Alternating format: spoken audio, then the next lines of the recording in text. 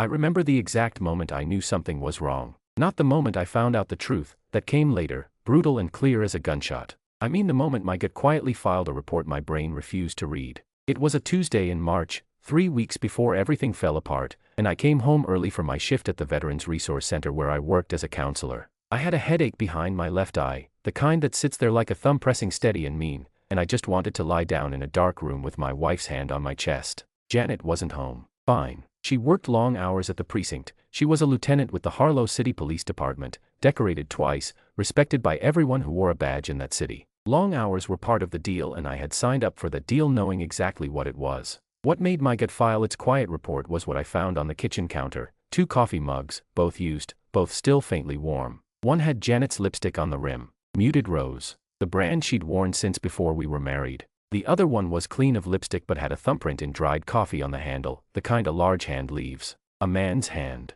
I stood there looking at those mugs for a long moment. Then I washed them both, took 2 ibuprofen, and went to lie down. I told myself, she had a colleague over to discuss a case. She does that sometimes. She is a lieutenant. Lieutenants have meetings. I believed it because I needed to believe it, and because Janet and I had a complicated enough marriage without me adding paranoia to the list of things we struggled with. Let me tell you about Janet. We met 7 years ago at a fundraiser for a veterans nonprofit. I'd just come back from my second tour, Army, military intelligence, and I was in that weird liminal space where civilian life felt like wearing someone else's clothes. Too loose in some places, too tight in others. Janet was there in her dress uniform, straight-backed and composed, shaking hands with donors with the kind of effortless authority that made you feel like the room had been waiting for her to enter it. She was beautiful in a way that felt almost architectural, precise features, dark eyes that assessed everything, posture that never apologized for itself. She smiled exactly once that night, at something a veteran said about his dog. A quick, genuine smile that she pulled back almost immediately, like she'd accidentally shown someone something private.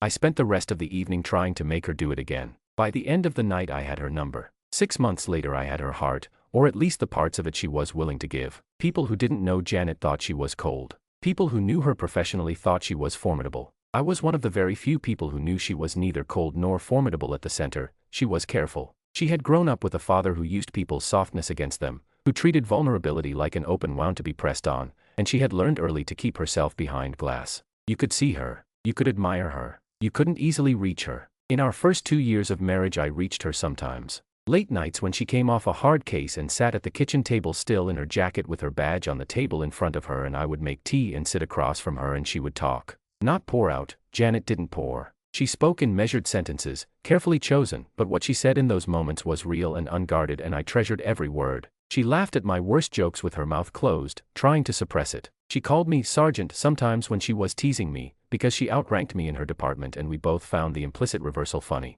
She wasn't demonstrative, never had been. She didn't reach for my hand in public, didn't say I love you easily or often, didn't lean into me. I had made my peace with that. What she gave, she meant. That was enough for me. Or it had been enough, until sometime in the past year or so when even those carefully rationed moments had started to dry up. She came home later. She was more distracted. When I talked she listened with the front part of her attention while the rest of her was somewhere else. I told myself it was a difficult case. Then I told myself it was stress about a department review. Then I stopped telling myself stories about it and just quietly missed her while she sat 3 feet away. The 2 coffee mugs should have broken through my denial. They didn't. 3 weeks after the mugs, my partner at the resource center asked if I was doing okay. His name was Dennis, a former Marine, perceptive as a scalpel. I told him I was fine. He looked at me the way men who have been in combat look at men who are lying and said, "Yeah, all right," and left it alone. That night I came home and Janet was already there, which was unusual. She was still in her uniform, standing at the kitchen window with a glass of water, looking out at the backyard. She didn't turn when I came in. "Hey," I said. "Hey." I came and stood near her. Not touching, we had drifted into a geography where accidental contact felt presumptuous. "You okay? Long day. You want to talk about it?" She turned then and looked at me and something moved briefly across her face, not the thing I was hoping for, which was warmth, but something more like guilt, which at the time I misread as exhaustion. "No," she said. "I'm going to shower and go to bed." "Okay," I said. She walked past me. I stood at the kitchen window with her glass of water and looked at the backyard and felt the distance between us like a physical dimension, something I could have measured in feet. I found out the truth 11 days later. Not because I went looking, I want to be clear about that. I had chosen not to look because looking felt like a betrayal of trust, and I was, whatever else was wrong with me, a person who tried to operate in good faith. I found out because the truth came and sat down in front of me and waited. I had taken a half day. My supervisor had sent me home, firmly and without discussion, because I had been putting in 12-hour days for 6 straight weeks and she was worried I was heading toward burnout. I drove home at noon, stopped and picked up sandwiches from the deli on Crane Street that Janet liked, thought we could have lunch together if she was on a short break. I had her cell number dialed and was about to call her to check when I pulled onto our street and saw her car in the driveway. Alongside it was a dark blue sedan I didn't recognize. I sat in my car for a moment. Sandwiches on the passenger seat. Then I got out and went to the front door and used my key. They were in the living room. I say, in the living room, because that is the factual thing to say, and I am going to be factual about this because the feeling of it was so large and shapeless that the only way I can contain it is with facts. Janet was on the couch. A man was beside her. His name, I would learn in the next several minutes, was Captain Drew Hollis, her superior, technically, though in her specialized unit the rank structure was lateral enough that he wasn't her direct supervisor. He was tall, early 50s, silver at the temples, wearing civilian clothes. His hand was on her knee. There are moments that rearrange the furniture of your understanding so fast you can't track individual pieces moving. You just find yourself standing in a room that looks entirely different from how it looked before.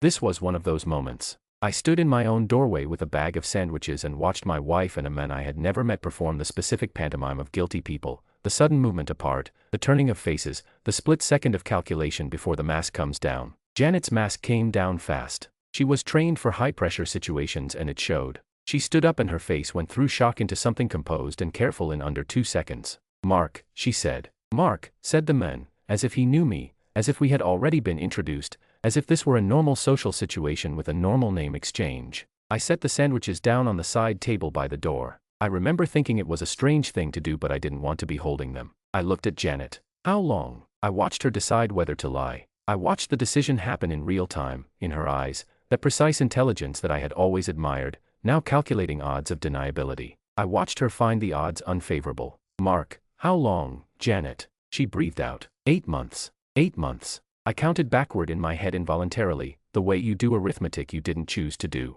8 months was September. September was when she'd come home from a department conference in Albany and been strange and distracted for a week after. I had thought something difficult had happened at the conference. Something had, apparently. 8 months, I said. "I'm sorry," she said. The man, Hollis, made a movement toward the door. Some survival instinct of his understood that he needed to not be in this room. I held up a hand without looking at him and he went still. "Did I do something?" I asked her. Not self-pity, an honest question. I counseled people who had been through exactly this kind of thing and I knew that sometimes, not always but sometimes, there were failures on both sides. I wanted the truth. She had the dignity to hesitate. "No," she said. "No, Mark, you didn't." "Then why?" Hollis apparently decided this was his cue. "It just happened," he said. "These things, I will physically remove you from my house if you say one more word," I said. Still not looking at him. Still looking at my wife, whose face was doing something I had almost never seen it do, coming apart at the control points. The precise architecture developing fractures.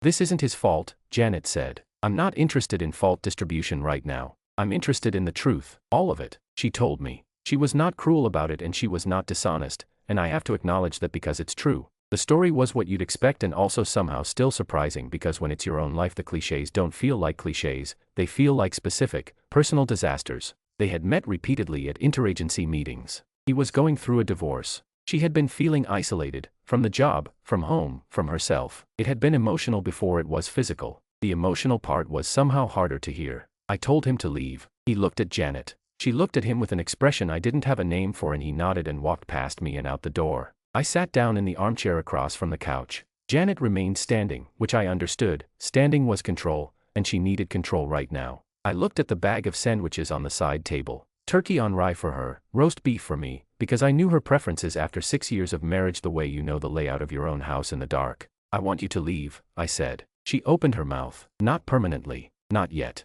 I need you to not be in this house right now. My voice did something I hadn't authorized it to do. I stopped and waited and started again. I need a few hours." She took her keys and her jacket and she left. I heard her car back out of the driveway. I sat in the armchair in my empty house and I did not cry, not right away. First I just sat there with the strange, echoing quiet of a life that had been reorganized without my consent, and I thought about the 2 coffee mugs, and I thought about September, and I thought about every careful measured sentence she had ever trusted me with at the kitchen table late at night, and I wondered which of the things I thought I knew were real and which were scenery. Then I put my face in my hands and I cried until I was done. I am not going to pretend the days that followed were clean or linear. They were not. I felt things in the wrong order and in wrong intensities: grief at 2 in the morning, cold rage at noon, a strange and terrible tenderness when I found one of her hair ties behind the bathroom faucet. Dennis, who knew immediately because he was Dennis, drove over without being asked and sat on my couch and didn't try to make it into a conversation it wasn't. My sister, Carolyn, called from Portland and offered to fly out. I told her to wait.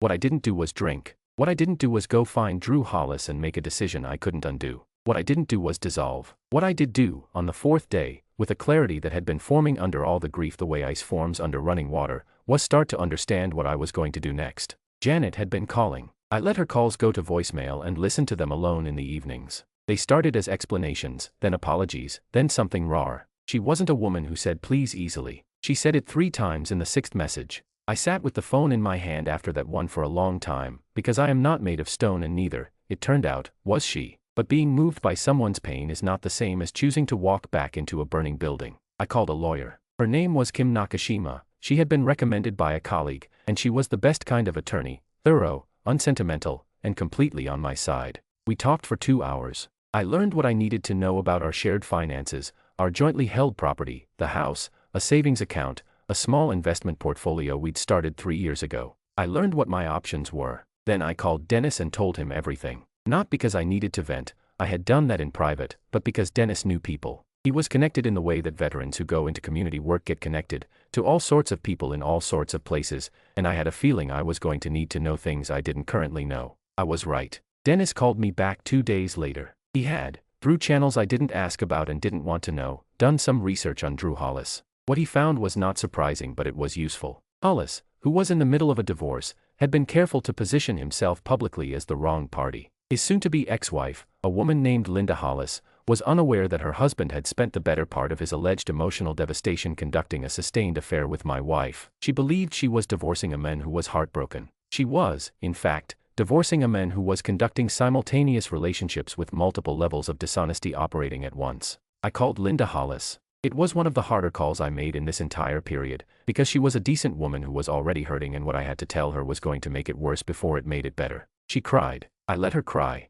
I told her everything I knew and I told her I was sorry. At the end of the call she thanked me in the voice of someone who is simultaneously grateful for and devastated by the truth. I told Dennis what I'd found out about the broader situation at the precinct, that Hollis, despite his senior position, had a documented history of what got called management issues in official language and what people who worked under him called something else entirely. 2 officers had filed informal complaints about his conduct over the past 2 years. Those complaints had been absorbed by the department's internal process and had not gone anywhere meaningful. Dennis knew a reporter, not a tabloid person, a serious journalist at the Harlow City Courier who covered municipal institutions, who had been looking for a way into a story about accountability gaps in the department for months. I didn't call the reporter directly. What I did was document what I knew from my own direct experience and have Kim file a formal statement on my behalf regarding Hollis's conduct, which created a paper trail. The reporter, finding the paper trail through his own processes, made his own calls. I cannot say I was uninvolved in how that rock got turned over. I can say that every fact that came out was a fact. The story ran 6 weeks later. By then, I had already filed for divorce. Janet received the papers on a Thursday. She called me within an hour and this time I answered. I wasn't expecting this, she said, which I found remarkable, given everything. Yes you were, I said. A silence. I was hoping you'd, I don't know. Give it time. I've given it a lot of things over the years, Janet. I've given it patience and benefit of the doubt and quiet loyalty. I don't have anything left to give it, I know. Her voice was different from how it normally sounded. Thinner. I know, Mark. I need you to cooperate with the process. Kim will handle everything. I'd like this to be clean. I'll cooperate. A pause. Can I? Is there anything? Is there anything at all? I thought about the kitchen table late at night. I thought about the one genuine smile at the fundraiser, the one she pulled back like something private. I thought about what it had meant to be one of the very few people she let close. No, I said, there isn't. The financial division was straightforward. Kim was good at her job and Janet, true to her word, didn't fight it. We split the house equity evenly, divided the savings account, unwound the investment portfolio without drama. Janet moved into an apartment near the precinct. I kept the house temporarily while I figured out what I wanted to do. The Courier story caused a significant disruption. An independent review of Hollis's conduct was ordered by the city. The 2 informal complaints were reopened. 4 more officers came forward once they understood there was a process that might actually function. Internal affairs got involved. Hollis took administrative leave in the middle of it and, from what I heard through Dennis, spent considerable time consulting attorneys of his own. Janet was interviewed as part of the review. I don't know exactly what happened in those interviews. What I know is that her name appeared peripherally in the Courier's follow-up coverage, in a context that was careful and factual, and that her standing in the department sustained a quiet but significant damage. The respect she had built over 15 years, the 2 commendations, the clean record, the reputation for integrity, took hits it couldn't fully absorb. She was not fired. She was not formally disciplined. But the room changed around her, the way rooms change around people when the people in them know something. Carolyn came from Portland. She stayed for a week and we did normal things, cooked, watched old movies, drove out to the lake and sat on the dock in the early spring cold with coffee. She didn't once say "I told you so," even though she had, in her protective older sister way, always thought Janet kept me at too much of a distance. She just sat with me and was present, and I was grateful. I was getting on. That is the honest way to describe it. Not thriving, not yet, but oriented, moving, not stationary in my grief. I had started running again, which I hadn't done consistently since before my second tour. 5 miles in the morning, whatever the weather. I had picked up a guitar I hadn't touched in 4 years and started playing badly in the evenings. I was working hard at the resource center, letting the work mean something, letting the meaning be enough. Then, on a Thursday in late April, I got shot. I don't mean to write that casually. I mean to write it precisely. On a Thursday in late April, at approximately 2:40 in the afternoon, in the parking lot of the Harlow Veterans Resource Center on Maple Street, a man named Christopher Beale, who was a veteran I had been counseling, who was in a mental health crisis that had been building for weeks and that I had documented and flagged to appropriate services 3 times without adequate response, produced a firearm and discharged it twice. The first shot went into the asphalt. The second shot went into me. Left shoulder, below the collarbone, angled down toward the upper chest. I learned later it had missed my subclavian artery by less than an inch. At the time I knew only that I was on the ground and there was a sound in my head like the world ending and there was a spreading warmth on my left side that my brain, catching up, identified as blood. Christopher Beale, to his credit and to the complicated mercy of the thing, put the gun down immediately after. He sat down on the ground 15 feet from me and put his face in his hands. He was not trying to kill me, I don't believe that. He was in a place of such absolute pain that the pain had become physical in the worst possible way. I want to be clear about that even now, even as I write this, because he was my client and I had spent 14 months trying to help him and the system that failed him is the same system that I was trying to fix by being there at all. I was conscious when the ambulance came. I remember the sky, which was that specific April blue that feels personal somehow, the kind of blue that doesn't negotiate with clouds. I remember someone's hand on my good shoulder, pressure on my wound, a voice telling me to stay with them. Dennis was there. He'd been in the parking lot heading in when it happened, and he got to me in seconds. His voice was very steady. He is the steadiest person I know. I went under somewhere around the time they got me in the ambulance. I came back in the surgical recovery room at Harlow General. There were lights. There was a beeping. There was the feeling of having been unmade and imperfectly reassembled. My left arm felt like it was packed in cement and the rest of me felt like wet paper. And there was a hand holding my right hand. I knew the hand before I knew anything else. 6 years of marriage writes itself into your nerve endings. The grip was not loose or uncertain, it was deliberate and firm, the way Janet did everything, but there was something else in it too. A quality I had almost no experience of from her. It was desperate. The grip of someone holding on because letting go was not something they could make themselves do. I turned my head. She was there. In the chair pulled up beside my bed, still in her duty jacket, like she had come straight from the precinct. No makeup, which was unusual. She wore makeup to work every day as a form of armor. Her eyes were red. Not recently red, comprehensively red, the way eyes get when they have been crying for hours. She saw my eyes open and something broke open in her face that I don't have the right vocabulary for. It wasn't performance. Janet didn't perform emotion, she suppressed it. What was on her face now was what happens when suppression fails completely, when the thing behind the glass breaks the glass and there's no managing it anymore. "Mark," she said. Just my name, in a voice I had never heard from her in 6 years. I looked at her. My mouth was dry. "Janet." She stopped. Her jaw worked. The surgeon said an inch. Less than an inch. I know. I've been here since. She looked at something over my shoulder, the clock, I think. 7 hours. I was quiet for a moment. The monitor beeped its steady, patient language. "You held my hand," I said. "Yes. All night. It's not night yet, but yes." I couldn't. She stopped again, and I watched her work through it, the way I had watched her work through difficult things at the kitchen table years ago. I couldn't let go. I looked at the ceiling for a moment. I am going to tell the truth about what I felt. What I felt was complicated in a way that defied the clean narrative I had been building for myself over the past 2 months. Because the woman holding my hand had humiliated me and broken my trust and dismantled the architecture of my adult life. And also, in this moment, she was the most present and undefended I had ever seen her. Those two things existed simultaneously and didn't cancel each other out. "Janet," I said carefully, "why are you here?" She didn't answer immediately. She looked at our joined hands on the blanket. "Because you were shot and I love you," she said. "I know that.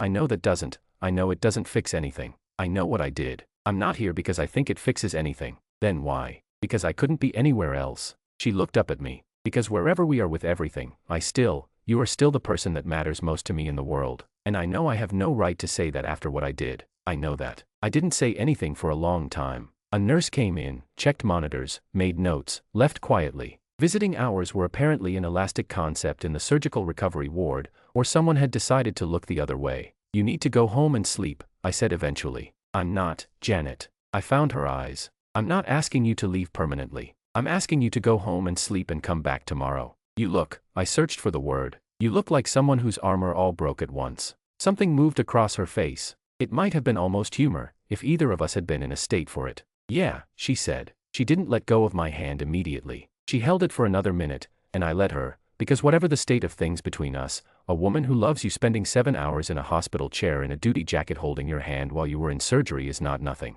It is, in fact, something quite specific and significant, and I was not going to pretend otherwise even in service of my own clean narrative. She let go. She stood. She looked at me for a moment with that open, undefended face that I had almost no experience seeing. "I'm sorry," she said, "about all of it. Not because you were shot. Because I was stupid and careless with something irreplaceable and I knew it was irreplaceable and I did it anyway. And I've been sitting here for 7 hours trying to figure out how anyone justifies that and I can't." She left. I lay in the hospital bed and looked at the ceiling and felt all the complicated, contradictory things a person feels when the story they're telling about their own life turns out to be less straightforward than they needed it to be. Let me tell you what the next months looked like, because they were not a straight line. My recovery took 11 weeks in any meaningful sense, longer in the minor ways. The shoulder ached when the weather changed. I had to rebuild muscle carefully. Physical therapy 3 times a week with a woman named Rosa who was approximately 4'11" and completely without mercy. Dennis visited constantly. Carolyn came back from Portland. My colleagues at the resource center checked in with a regularity that meant something.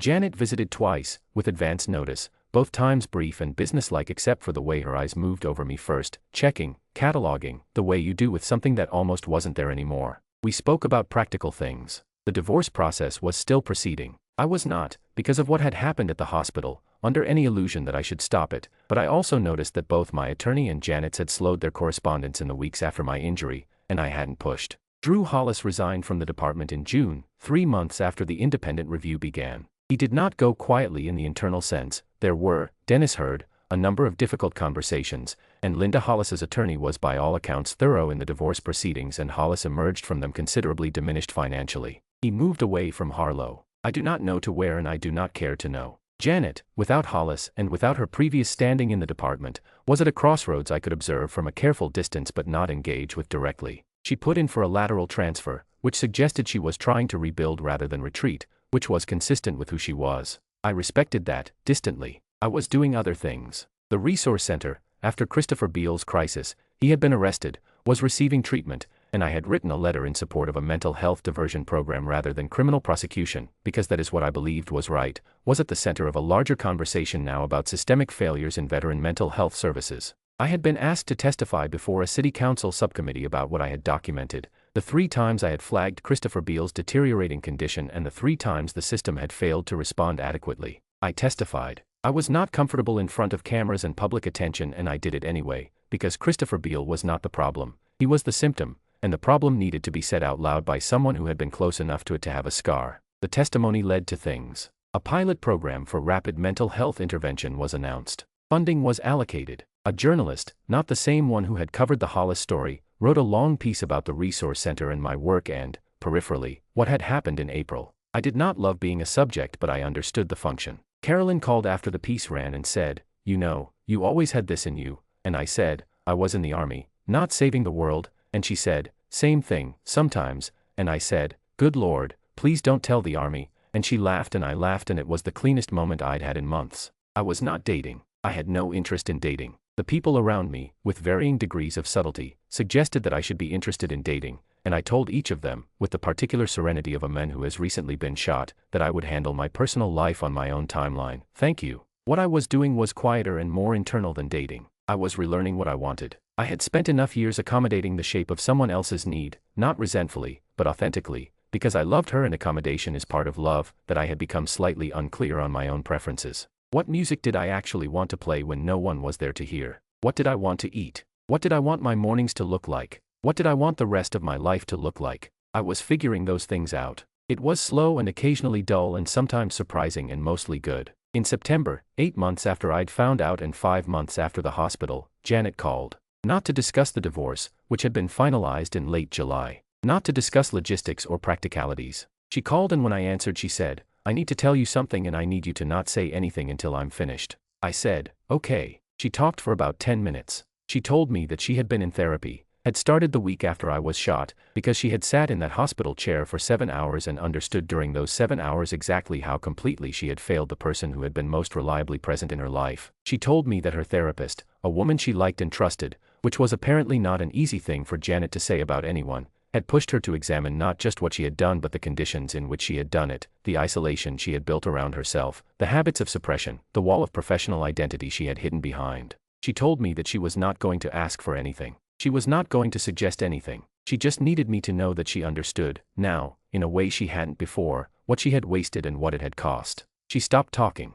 I had listened the way I had been trained to listen, with full attention, without organizing a response. "Thank you for telling me that," I said finally. "That's all." She sounded like she was bracing for something. "What were you expecting?" A pause. "I don't know. Anger. Or something." "I've done my anger," I said. "I don't carry it anymore." "That's not forgiveness, exactly. It's just, I put it down." "How?" Genuine question. The kind she used to ask at the kitchen table. "I was shot," I said. "It reorients things. When you come that close to not being here, the stuff you're holding suddenly feels very heavy and you're not sure why you're holding it." Silence. Then, "Are you happy, Mark?" I thought about it honestly. "Getting there," I said. Another silence. "Good." She said it like she meant it, and I think she did. "I'm glad." We hung up. I sat with the phone for a moment. Then I went and picked up the guitar and played badly and contentedly for an hour in the evening light. That winter I ran my first half marathon since before my first deployment. Dennis ran it with me and came in 2 minutes behind me and was irritated about it in a way that made both of us laugh. My shoulder held. I wore a base layer under my race shirt because December in Harlow is not interested in your feelings about the cold,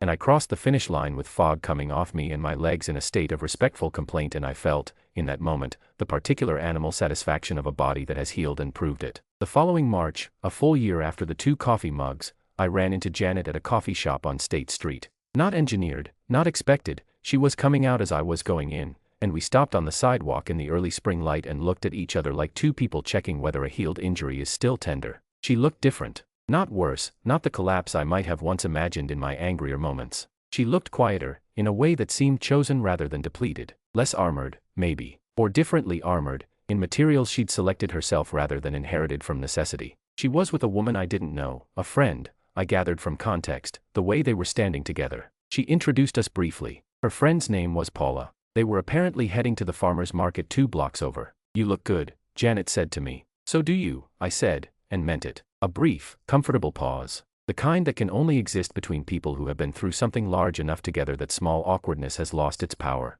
"I heard about the city council program," she said. "The mental health intervention thing. Dennis told me it's expanding. 3 other counties now," I said. "It'll take time to see results but the structure is right." She nodded. Her dark eyes did something I recognized from 7 years of watching her, a flicker of something genuine, assessed, allowed through. "You did that," she said. "A lot of people did that. You know what I mean." I did. "Yeah," I said. We stood for one more moment. Behind her, Paula was looking tactfully at a display of early spring flowers in the vendor window across the street. "Take care of yourself," I said. "You too," Janet said. She walked on. I went in and got my coffee and sat at a table by the window and watched the street, which was full of people going about their ordinary Saturday business in the pale March light. I thought about the specific quality of that brief conversation, the thing it had not been, which was painful, and the thing it had been, which was 2 adults who had been through something real and come out on the other side of it still capable of looking at each other without rage or grief or theater. I thought, I will take that. That is something I can carry without it weighing anything at all. I have been asked, since then, mostly by well-meaning people who know pieces of the story, whether I regret the marriage.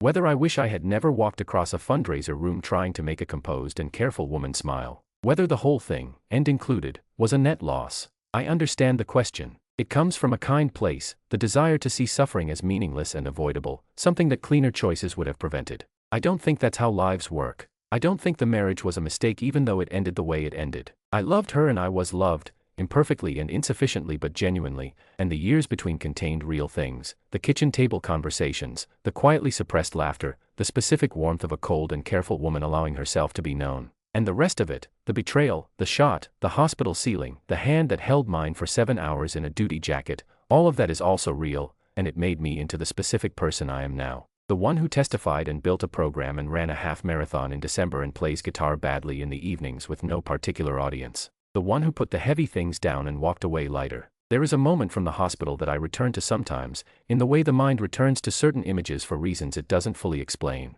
Not the pain, not the surgery, not the first sight of Janet's red eyes in the recovery room. Earlier than all of that, the parking lot, the April sky, the specific blue of it before I went under. Dennis's voice saying stay with me. The feeling of something very large passing very close, like a truck on a narrow road, close enough to feel the wind of it but not the impact. Something very close to not being here at all. I am here. That is not a small thing. I intend to continue to treat it as the large and specific gift it is. The Veterans Mental Health Pilot Program, in its first full year of operation, served 243 veterans in Harlow County. Emergency psychiatric interventions were up by 60% over the previous year. Crisis hospitalizations were down by a third. These are the numbers. Behind the numbers are people, each one somebody's Christopher Beale, each one at the edge of something the system had previously declined to pull them back from. I go to work every day. I run. I play guitar, badly and improving. My sister calls on Sundays. Dennis and I argue about football on a purely recreational basis. I have a standing Thursday dinner with a couple, old friends,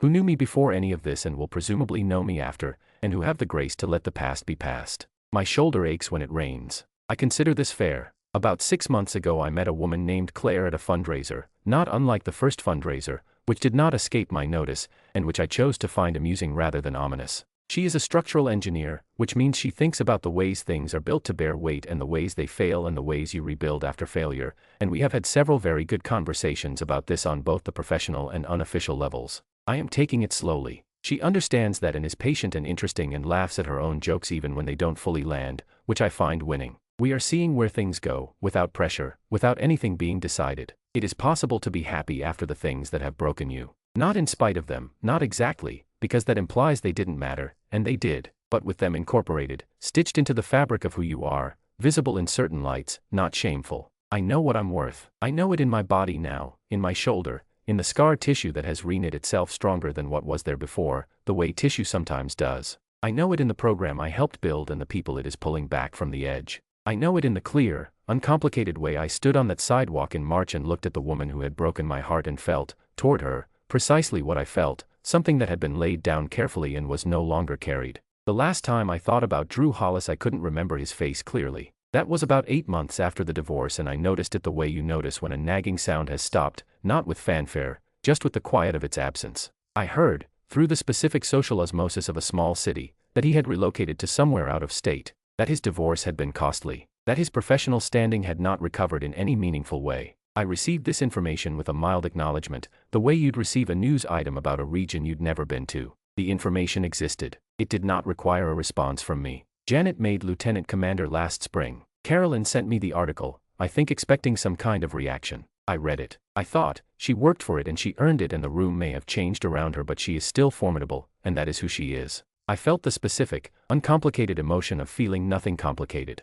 It was like finding money in a jacket pocket you'd forgotten, mildly pleasant, nothing owed. This is the ending of things that are not exactly stories, because a life is not a story with a final image and a last line, it just keeps going until it stops. But if I had to choose a last image for this particular arc, this particular chapter of being Mark, age 39, veteran and counselor and someone who survived things both violent and quiet, I would choose not the hospital, not the confrontation, not any of the loud or dramatic beats. I would choose a morning in the previous November, running on the lakeside trail at 6 in the morning, the light just coming, the water still and dark and the tree line going gold at the edges. My shoulder working, my lungs working, the sound of my shoes on the packed dirt trail and nothing else, no sound from before or after. Just that specific morning, whole and complete, belonging entirely to me. I smiled. Nobody saw it. It was mine. That's enough. That is, genuinely and without qualification, enough.